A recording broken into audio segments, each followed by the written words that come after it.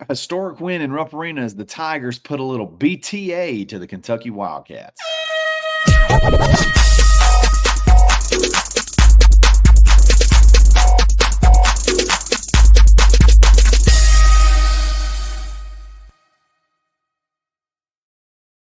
Yes, sir. We're back. It's another episode of the Barn Hoops podcast. Another episode, another dominating victory to discuss. I can't wait to jump into all the details of the game. Is how Auburn goes into Rupp Arena with a historic win, first win since 1988.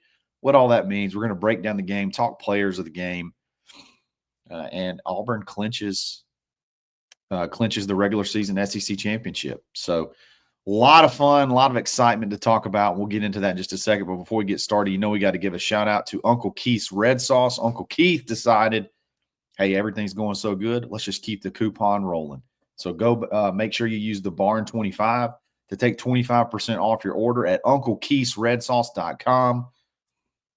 If you love salsa, you're tired of the same old store-bought salsa, you want a little restaurant-style texture with a little southern kick, you need to check out Uncle Keith's Red Sauce. They're in Publix's across the state of Alabama. If you're in Birmingham, you can't go into a Piggly Wiggly and not find it. If you're in the Auburn area, it's just about everywhere. Kroger, Publix, Ace Hardware. Anywhere you turn around, you can get some Uncle Keith's Red Sauce. Show them some love. Auburn family.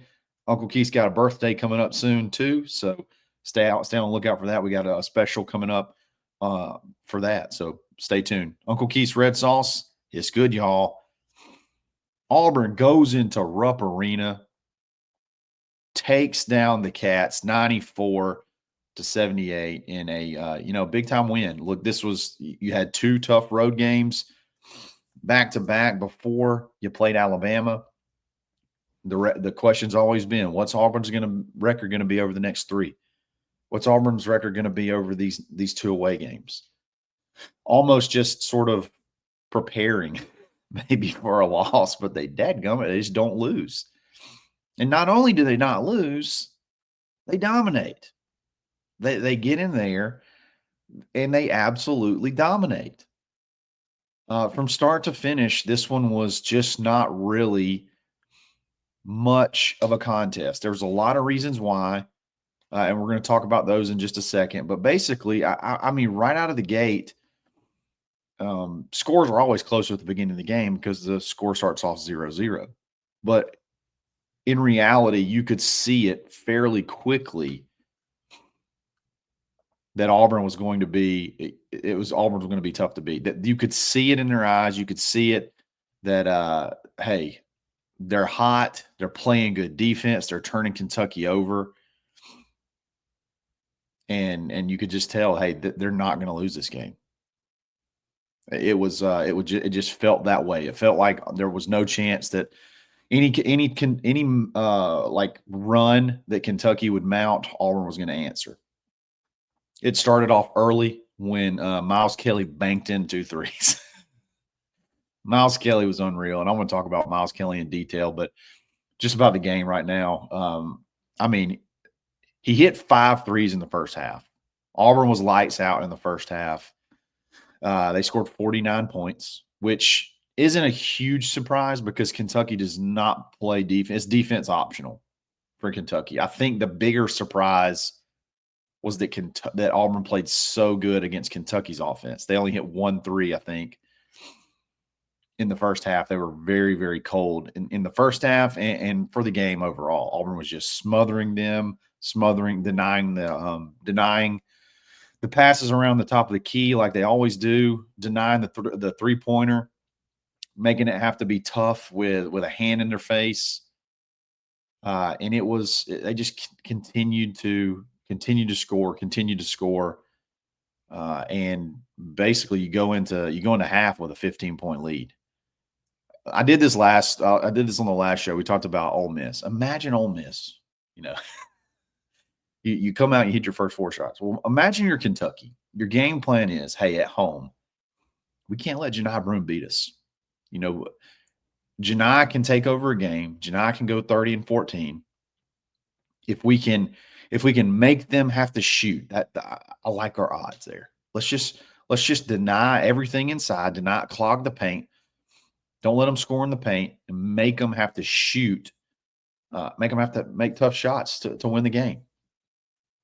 Hey, after the first half, Janai Broom's only got 1 point.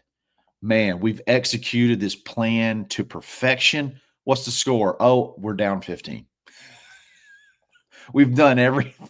We've done everything that we game planned in the first half, executed to perfection. And we look up and we're down 15. It's like, oh my God. And this team plays incredible defense. We don't play defense at all. How in the you know what are we coming back from 15 points at halftime? I mean, that has to be what the mindset is. That had to be what their mindset was. I mean, it's just like everything we do, they answer. Every single thing we do, they answer.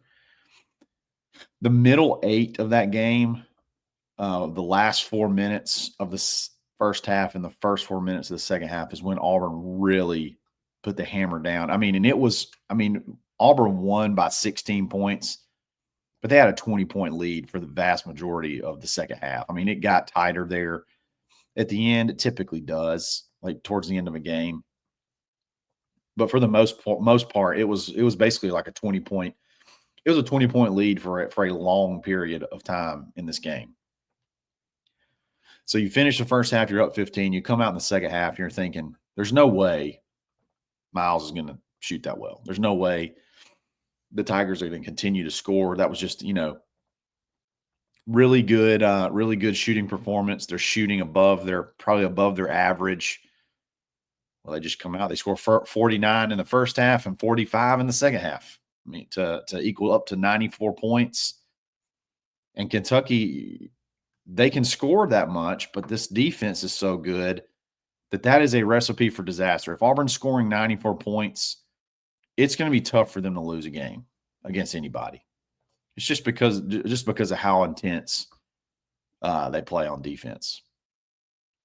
Just wild. It's crazy how Auburn just continued to score, never let up, put the game away early. I mean, the game was out of hand early, and just never relented, never let up. Even though Kentucky shot a pile of free throws, 38 free throws. And they actually beat Auburn on the boards too. But the name of the game was turnovers, and Auburn turned over Kentucky 18 times. They had like 12 turnovers in the first half. Or I think it was 11. 11 turnovers in the first half. Just were harassing them like crazy. And then Kentucky goes 4 of 17 from 3, which is just, they can't do that. They're not good enough. They're not good enough to not shoot well and beat good teams. And they have. They've shot really well throughout the season, and they've been able to beat some good teams. But you can't shoot 4 of 17 against Auburn and expect to have a chance to win. So Auburn goes into Kentucky. They haven't won there since 1988. I think that's pretty awesome. I saw a tweet where I forgot the guy's name, but the guy that hit the game-winning shot against Kentucky in that game in 1988 put a tweet out, congratulating the team. Marlene, I think, from Auburn SID put that out. He was getting on a plane in Colombia, but he wanted to congratulate the Tigers for breaking the curse, breaking the streak. When's the last time you think Kentucky's lost to? I think they lost to Alabama and Auburn in Rupp. I wonder if that's ever happened. Maybe 1988. We have to go back and look. I wonder if that's ever happened. Losing to both Alabama and Auburn in Rupp Arena. Look, Kentucky's got a rebuilding. They've got to rebuild. I like Pope. I like their coach. I think he runs a more fun style of offense. I got a couple of Kentucky buddies. They love the style. It's just going to take a minute. It's going to take a minute to get the guys in at that level that you need to be able to run that system at an elite level. But they've been craving, more up-tempo, shooting the basketball, getting some shooters. They're starting to get them. They're going to be good again. But today's not about them. It's about Auburn, and Auburn going into Rupp Arena and putting a little BTA If you don't know what that means, just go through Twitter. Just search Twitter. You'll figure it out. I'll tell you, it's putting belts on other people's other person's body part. Belt to you know what. And you saw the Tigers celebrating on Twitter after the fact with their, the whoosh, whoosh, with the little belt action. It was and that was it. That was definitely BTA in that game. Feels good. Feels good. We're going to talk about players of the game here in just a second. But before we do that, got to give a shout out to Roback. Go to roback.com, use coupon code BUTTON20 to take 20% off your order. That's big because they got some really nice stuff. They got the printed polos. If you like to go zany, they got printed polos. They got the classic as well, where you can just go solid stripes. They got hoodies, quarter zips. We're kind of getting out of that weather. But they got shorts, joggers, pants, hats, all kind of stuff. So show them some love. Check them out. Roback.com. Definitely don't forget to use coupon code BUTTON20. Players of the game. Let's talk players of the game. This is a Miles Kelly game, babe. Miles Kelly game. 30 points. 9. I think it's 9. Yeah, 9 3-pointers. 9 of 14 from 3. He was just banking them in. I mean, it was just one of those games where the bucket was big and Miles was filling it up early, kept going to him. And he's not just a scorer, man. He plays such good defense. He doesn't ever turn the ball over. He did have, rarely. He did have one turnover, but it's rare he's going to turn the ball over. He's going to get some big rebounds. What a guy. What a guy. I mean, this is we shouldn't not expect this from him. I mean, he was the leading scorer at Georgia Tech in the ACC last year. I remember when we were trying to add this last piece to the roster, that we were looking for a point guard or a combo guard, a guy that could play point and the two. And I remember, man, it was awful because we're very impatient. And I think some people just look for reasons to, it's like mod, if you can come up with something negative to say about Bruce Pearl. I don't really know why. But it's like, oh, I think outside the box. I'm thinking I'm not a follower. I don't just jump with the crowd.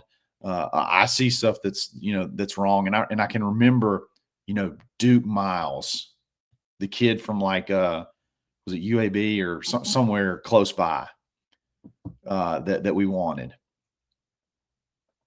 He was going to be our point guard. He was going to be our play 2 guard. He goes to Oklahoma. Bruce Whiff. Another Bruce Whiff. I remember it on message boards.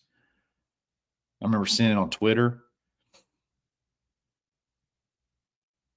Ivy Curry from UTSA. He's going to go visit UCF. Then he's going to come to Auburn. Another guy could play point, could play 2. Really good 3-point shooter. Goes to UCF on his first visit. Commits to UCF. Bruce Whiff. Another Bruce Whiff. This team's in trouble. This roster's in trouble. What are we going to do? JUCO phenom, in air quotes, Deion Johnson. I don't even know where he goes. He's scoring like 1 point a game this year. Bruce Whiff. Bruce is losing it. We're poor. We don't have NIL. And then Miles Kelly comes along from Georgia Tech, their leading scorer. You add him to the roster, and he's made all those people look like idiots. Bruce has made all those people look like idiots, and so has Miles Kelly. What an ad. What an addition late in the game. And, a guy that had NBA prospects that probably wouldn't have been drafted, but could have easily made some rosters just because of how good of a shooter he is and how he can get hot. And when he can get hot, he can go off. He did this like the first game of the season, I think, or one of the first games of the season, he hit like 7 threes. Like he's a sharpshooter, and he plays He plays hard both ways. It's not just I'm a scorer or I'm a finesse guy. He does a little bit of it all. He was 9 of 14 from the 3-point line, 10 of 17 overall. So he made one shot that wasn't a three. Only got to the line once, and it was an and one. He had an and one. I'm sorry, he had an and one on a 3-pointer. Got fouled on a 3-pointer. And it was one of those times where Kentucky was maybe making a little run, and then 4-point play. Played 35 minutes too. 30 points in 35 minutes. That's pretty solid. Great game for Miles Kelly, the Miles Kelly game. That's one we'll always remember. You can chalk that up. There's not many. It's hard to score 30 points in college. It's pretty good. Pretty good, man. Chad Baker-Mazara, we got Rad Chad. It's always good to get Rad Chad. If you can get Rad Chad out there, it was a little bit of Rad Chad and a little bit of Glad Chad. He was smiling. He was happy. He was having a good time. And that's always a good recipe for another big game from Chad. 6 of 12 overall, 1 of 3 from 3, 9 of 10 from the line. Guards that can get to the hole late in games, or guards that can get to the hole in general and can pick up fouls, that is a skill set. Driving to the basket and being able to pick up a foul is a skill set. Chad, I feel like at times doesn't, and it may be just because of some of his antics, but he doesn't quite get the benefit of the whistle. But he did in Rupp Arena and went 9 of 10 from the line. That's just nails, man. 9 of 10 from the line. That's just saying I'm just going to you get me to the line and it's almost automatic. Need to keep showing this guy some love. We need him. We need him to continue to stay locked in like he's been the last 2 games. He's been fired up. He's been happy. Got to keep that going because he is so incredibly important. 29 minutes, 22 points, 2 rebounds. Just great game. Another great game from Chad. Back-to-back awesome games. And then prime time. Prime time Tahaad Pettiford. If you give him a ranked matchup, if you put him on the road against a blue blood, he's just going to go off on you. Listen to these stats. Shout out to Taylor Korn at thebarnauburn.com. His home field goal percentage is 37%. His road field goal percentage is 47%. 10% increase on the road. His 3-point percentage at home is 31%. His road 3-point percentage is 44%, a 13-point increase. And his points per game at home average is 8. And his road points per game average was 14 coming into this game. He's just a road dog. You put him in a big matchup, and he's going to go off. We started calling him prime time. A little bit of a knockoff, but whatever. He's our prime time. Played 33 minutes because Denver got a little bit banged up. We'll talk about that in just a second. 21 points, 6 of 10 from the field, and 8 of 9 from the line. True freshman at the line in Rupp Arena. Pressure? Forget it. This kid's nails. He's so good. When Broom has an off game, your guards step up, play a ton of minutes. This is the most minutes Tahaad's played all year. Doesn't turn the ball over one time. Just runs the offense, to 94 points. Denver came out like within the first couple of possessions of the game. Great job. Great job from the guards. Those 3 right there were your game. You didn't have anybody else in double figures. You had 22 from CBM, 30 from Miles, and 21 from Tahaad. Jedi only had 9 points. They really limited him inside. They were putting a lot of bodies on him. He took 7 free throws. So that's a pretty good volume for him. So that just shows you they were being very physical with him inside, but it didn't matter because the guys came to play. The guys came to score. Really weird issue happened really weird issue happened in the second half, about 10 minutes to go. Apparently, in the broadcast van, which I can't believe it's 2025, and we still have like this old Renovan that's like your your broadcast hub for television. The generator caught on fire. I think burned the vehicle up. Power loss, signal loss. So the game, like we're in the middle of a game, Denied gets a ball in the post, and the feed cuts, goes to commercial.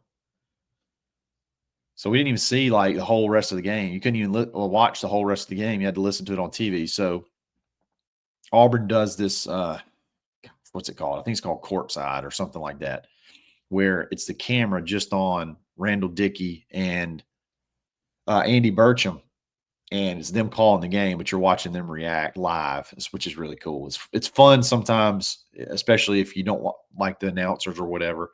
It's kind of fun to mute the TV and put that on. Then you can kind of watch them react at the same time. But they just turn the camera around, so you could kind of see a little bit of what's going on and still hear their audio. But yeah, that was kind of weird. I've never seen that happen. There was no backup plan. It's kind of wild. It's ABC. It's Disney. It's like the biggest company in the world. One generator, we're down. We don't even. We got no backup plan whatsoever. It's kind of crazy, but that broke the 37-year streak in Rupp Arena, 37-year losing streak in Rupp Arena. That particular game clinched a share of the SEC championship, and then everybody knows Alabama lost just a couple hours later in dramatic fashion to give Auburn the solo SEC regular season champion. We're going to talk about the implications of that tonight on the live with Zach Blackerby and Daryl Dapper. It's going to be a ton of fun. Auburn goes into Rupp, wins big, and is your SEC champion. Possibly has locked up the number 1 overall seed in the NCAA tournament. Just what a season, man. This team is incredible. Enjoy it. Enjoy it. Historic stuff happening with Auburn basketball right now. So, guys, I hope you enjoyed it. I love talking about Auburn basketball. Especially love talking about wins. So, before we jump out, hey, if you need a real estate agent, hit me up. You can message me on Twitter, message me on Instagram, or you can email me at krush@thekeyagency.realestate with the Key Agency here in Auburn, Alabama. If you're local, you need to buy, sell, or want to build a house, hit me up. If you're moving to the area, you need a new house, hit me up. If you're looking for an investment opportunity, I'm your guy. So I love to work with you, love to work with your family. You can catch me pretty easy. You can find me pretty easy. Reach out to me pretty easy. Anywhere you can send me a message, I'll definitely respond. So other than that, guys, I really appreciate it. We'll be back again soon. It's another episode of the Barn Hoops Podcast.